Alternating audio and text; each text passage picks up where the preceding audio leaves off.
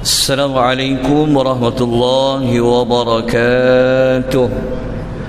الحمد لله رب العالمين والصلاة والسلام على أشرف الأنبياء والمرسلين وعلى آله وصحبه أجمعين. اللهم صل وسلم على سيدنا محمد وعلى آله وصحبه ومن تبعهم بإحسان إلى يوم الدين. أما بعد. Tuan-tuan dan puan-puan rahimani wa rahimakumullah, InsyaAllah pagi ini kita akan menyelesaikan beberapa lagi perkara pada ayat yang pertama. Sila buka muka surat yang ke-44 bagi nota yang bercetak. Kalau tuan-tuan merujuk dalam bentuk soft copy, berada pada slide yang ke-87.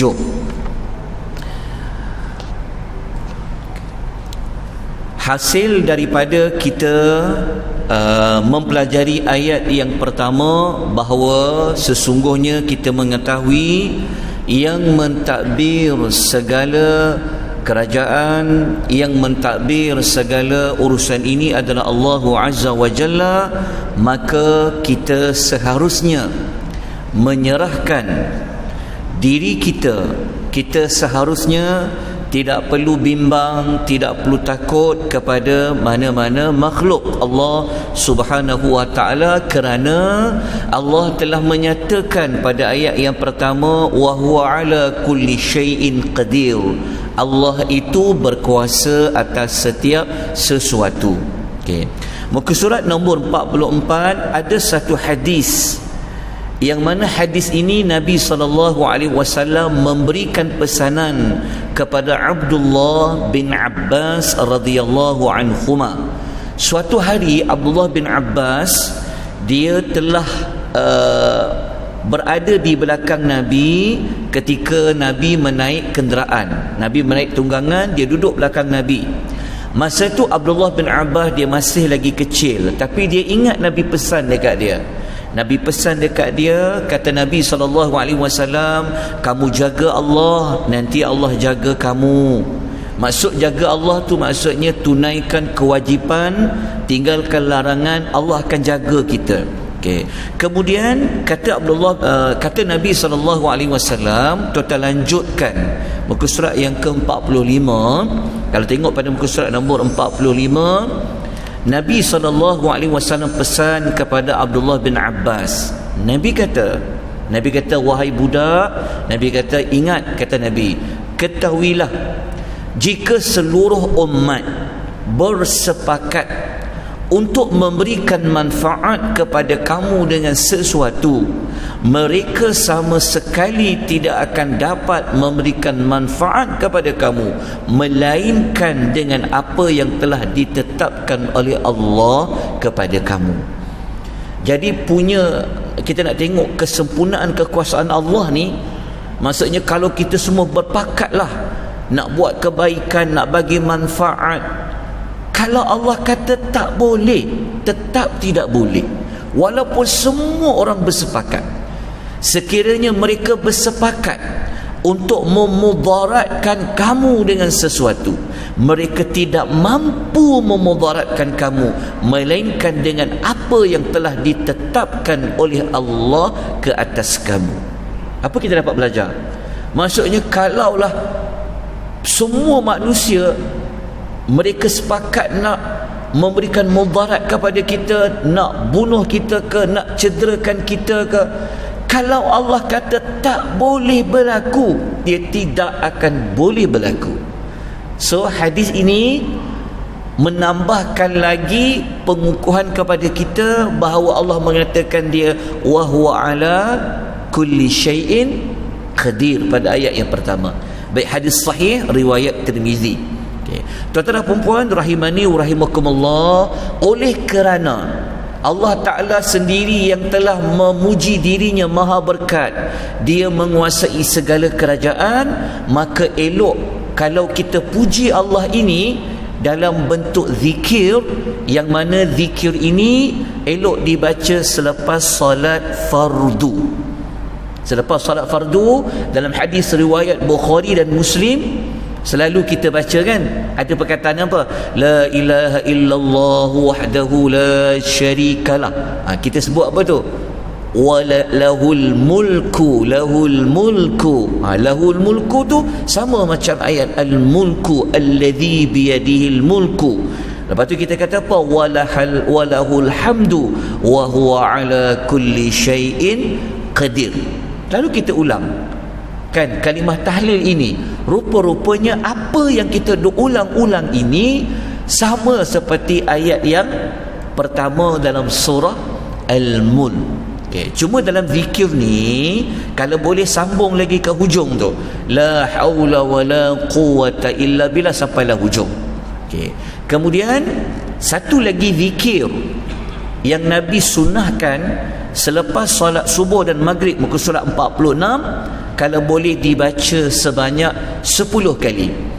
La ilaha illallah wahdahu la syarika lah, lahul mulku wa lahul hamdu yuhyi wa yumitu wa huwa ala kulli syai'in qadir. Hadis hasan riwayat At-Tirmidzi. Dan kita tutup dengan kisah ataupun kita tutup dengan doa istikharah. Selalu dengar doa istikharah bila tuan-tuan akhir sekali buat solat istikharah, masa nak ke macam mana? Solat istikharah ni ramai orang dia tak buat, sedangkan ada banyak benda yang dia perlukan solat istikharah. Tapi kita bukan nak cerita tentang solat istikharah tu sepanjang panjang, tapi kita nak sebut dalam solat, dalam doa tu kita seperti kita mengulangi apa yang Allah sebutkan pada ayat yang pertama dalam suratul Mulk. Baik. Tuan-tuan dan puan-puan rahimani wa rahimakumullah, tuan-tuan boleh baca doa tu. Kita teruskan kepada ayat yang kedua. Kita tengok pada ayat yang kedua, muka surat nombor 49. A'udzu billahi minasy syaithanir rajim. الذي خلق الموت والحياة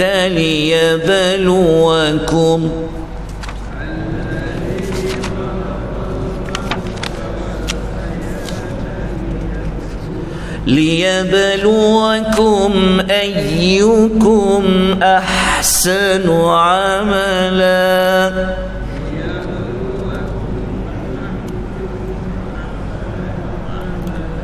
وهو العزيز الغفور.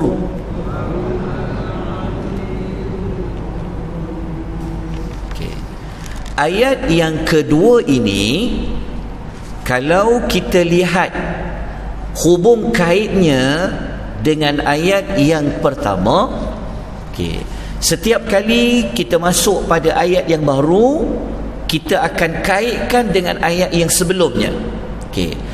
Kalau ayat yang sebelumnya, ayat yang pertama, Allah bagi tahu dia itu berkuasa di atas setiap sesuatu. Dan masih ingat lagi saya katakan pada sesi pengenalan, surah Al-Mulk ini ayat utama dia berada pada ayat yang pertama. Jadi ayat pertama kata Allah itu dia berkuasa atas setiap sesuatu. Ayat yang kedua ini menjelaskan dengan lebih lanjut apakah bukti, apakah contoh Allah itu berkuasa di atas setiap sesuatu. Jadi ayat yang kedua ni kita boleh jadikan ia sebagai bukti yang pertama yang menunjukkan kekuasaan Allah bagi setiap sesuatu. Ayat kedua ni menyebut tentang apa? Kalau kita baca terjemahannya, allazi khalaqal mauta, dialah yang telah menciptakan maut, iaitu mati, Lepas tu Allah ciptakan apa lagi? Allah ciptakan wal hayata, dan Allah menciptakan hidup. Okey. Setakat terjemahan ayat ni boleh faham. Maksudnya tengok ya. Ayat ni Allah kata Dia telah menciptakan mati dan Dia juga telah menciptakan hidup. Kalau kita ikut susunan, sepatutnya hidup dulu baru mati kan? Tapi kenapa ayat ni sebut mati dulu baru hidup? Macam mana kita nak faham dia? Okey. Daripada ayat ni kita dapat belajar dia sebenarnya rupa-rupanya mati itu pun Allah yang cipta, hidup tu pun di bawah ciptaan Allah. Betul tak? Maknanya mati ini makhluk, hidup ini juga adalah makhluk. Tapi persoalannya, kenapa Allah kata Dia cipta mati, lepas tu Dia cipta hidup? Okey, jawapan dia kita boleh lihat muka surat ini. Cuba kita lihat muka surat.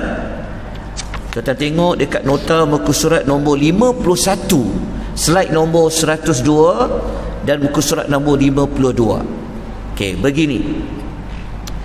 Kenapa ayat 2 tu Allah bagi tahu Dia cipta mati baru hidup, bukan hidup baru mati? Kerana kalau kita rujuk dalam surah Al-Baqarah ayat 28 dekat muka surat 50, nota muka surat 51 tu, kotak yang kedua tu, tuan-tuan akan dapati sebenarnya kita ni melalui 2 kali mati, 2 kali hidup. Faham tak maksudnya? Kalau kita baca ayat 28 tu, Allah kata, yang bermaksud Allah kata, kenapa kamu boleh jadi kafir kepada Allah padahal dahulu kamu mati, kemudian Allah hidupkan, kemudian Allah matikan, kemudian Allah hidupkan. Maknanya ada berapa kali mati, berapa kali hidup. Sebenarnya kita ni melalui 2 kali mati, 2 kali hidup.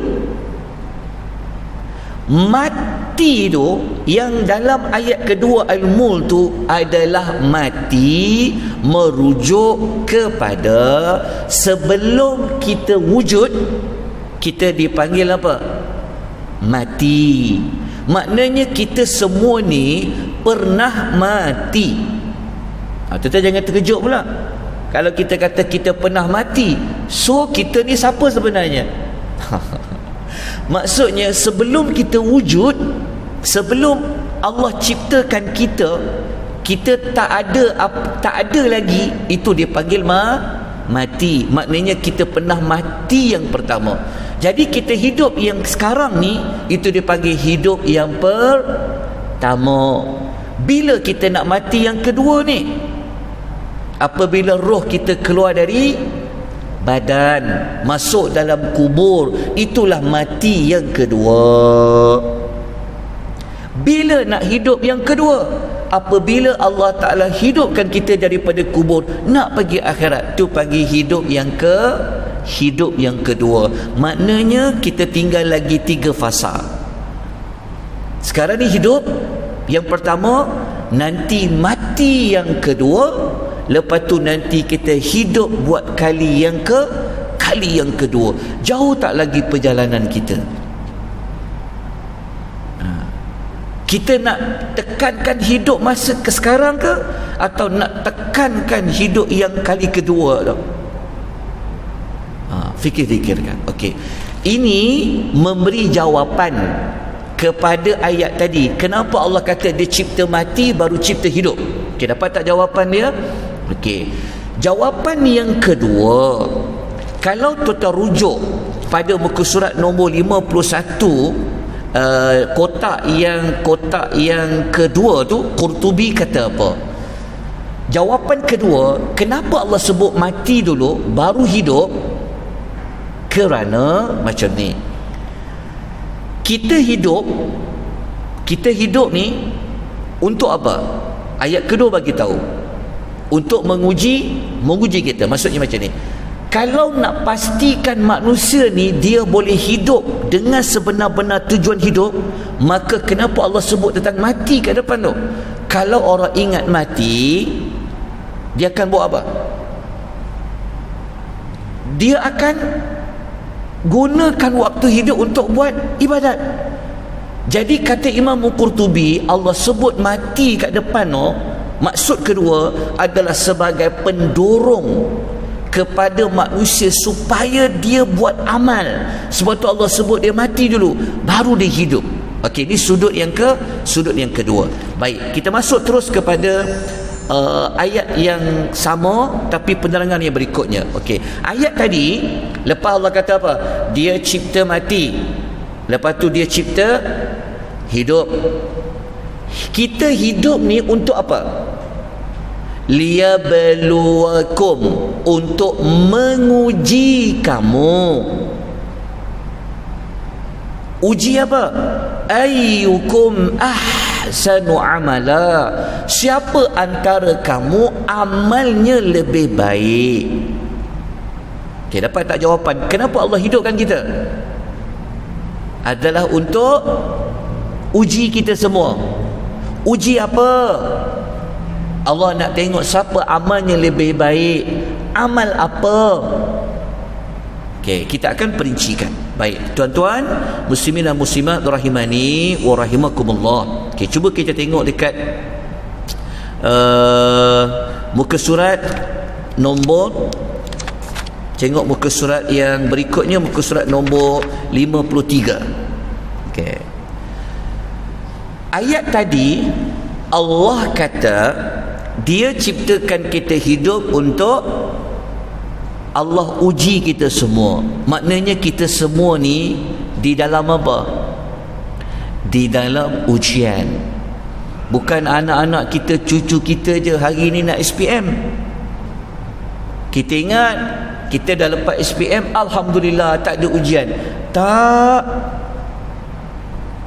Rupa-rupanya selagi mana nyawa di kandung badan, sebenarnya kita di dalam ujian Allah.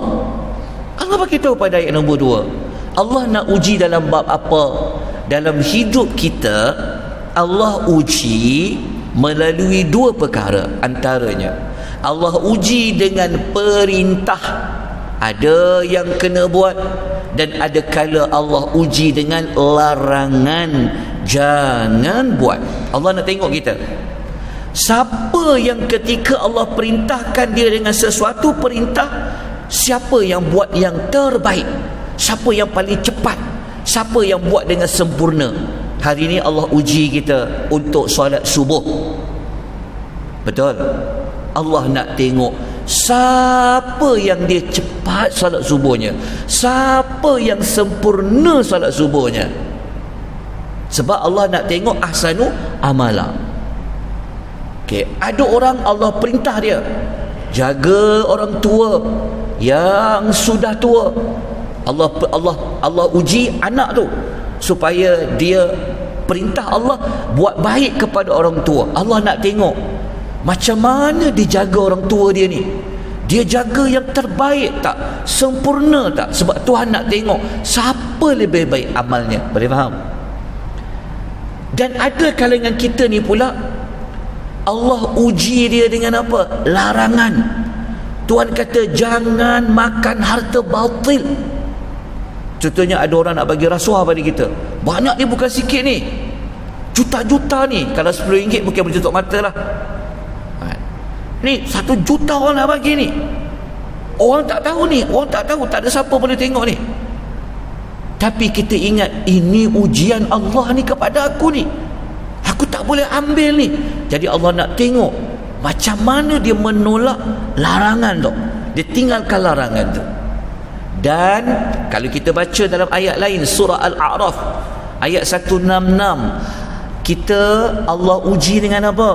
Tengok ayat tu, Tuhan kata wa balawnahum bil hasanati was sayyiati, kami uji mereka dengan pemberian yang baik dan bencana yang buruk.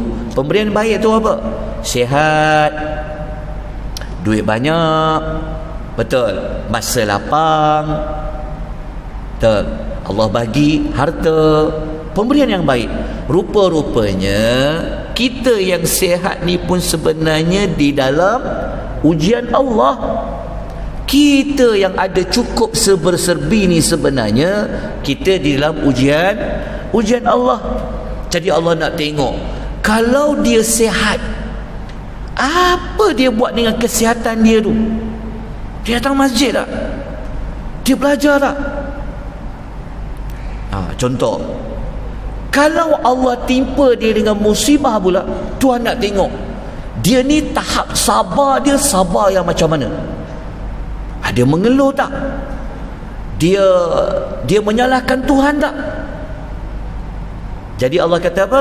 Untuk menguji kamu, siapa amalnya lebih terbaik. Boleh faham tak sakat di tuan perempuan?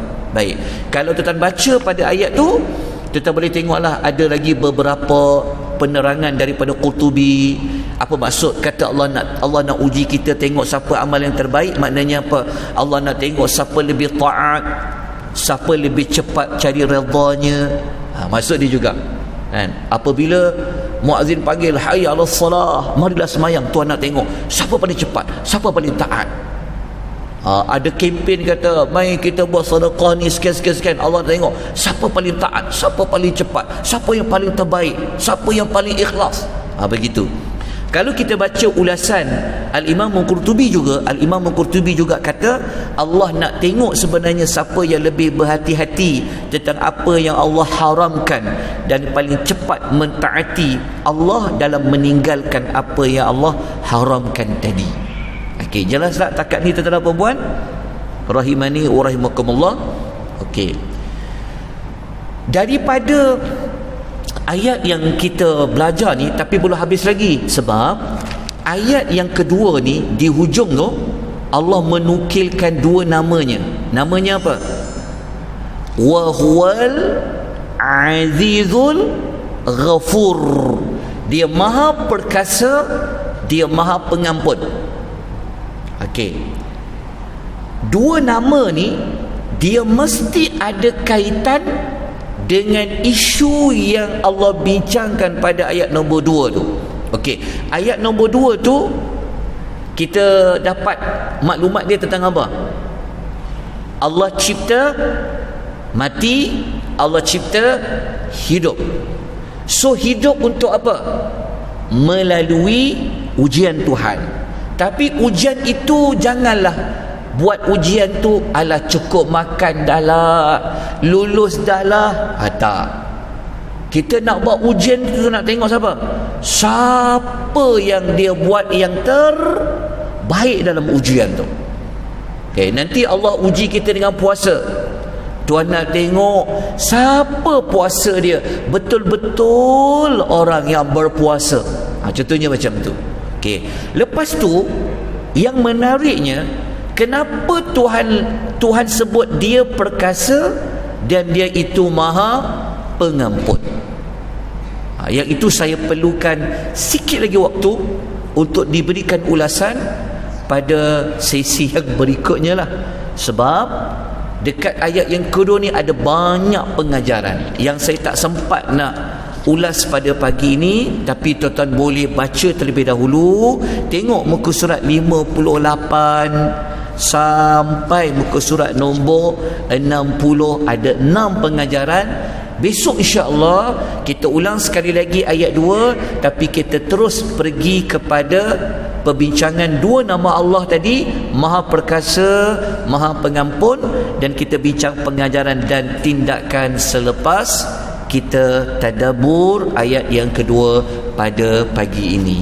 Bukan saya tak nak teruskan, sebab pertama waktu tu dah masuk dah 24 minit. Lepas tu pula panjang lagi nak ulas ni. Jadi saya harap tuan-tuan dan puan-puan, kita boleh teruskan lagi perbincangan ayat yang kedua, muka surat yang telah pun saya sebutkan tadi. Dan sebelum kita bersurai, tuan-tuan kalau boleh, ya, tuan-tuan cuba buka muka surat nombor 22 tu. Ingat balik tak? Setiap kali belajar satu ayat, tuan-tuan jangan lupa nak rujuk ni. Tuan-tuan tengok muka surat nombor 22. Ni cara nak belajar surah Al-Mulk. Ingat ni, tengok nota ni. 15 bukti kekuasaan Allah. Muka surat 22, jumpa tak? Okey. Setiap kali kita belajar satu ayat, sila rujuk pendekatan 15 bukti kekuasaan Allah dalam surah Al-Mulk. Jelas faham maksud dia? Okey, jadi ayat yang kedua kita belajar pagi tadi ni, yang baru kita belajar ni, dia adalah bukti nombor 1. Cik tulis dekat nota tu sikit, bukti yang pertama. Okey, jelas? Nanti kita belajar setiap ayat macam tu, kita akan sebut bukti 1, bukti 2 sampai 15 bukti. Okey. Itu peringatan untuk kita sama-sama. Apabila kita belajar satu ayat, kita tahu ayat yang sekian-sekian ini bukti yang nombor yang keberapa. Baik, kita jumpa lagi insya-Allah pada esok pagi insya-Allah. Moga-moga Allah memberikan kita rahmat, memberikan kita barakah, Allah memberikan kita cahaya pada dada kita, memberikan kita keberkatan banyak daripada pembelajaran kita pada pagi ini. Aqulu qouli hadza wa astaghfirullahal azim wa billahi taufiq wal hidayah. Wassalamu alaikum warahmatullahi wabarakatuh.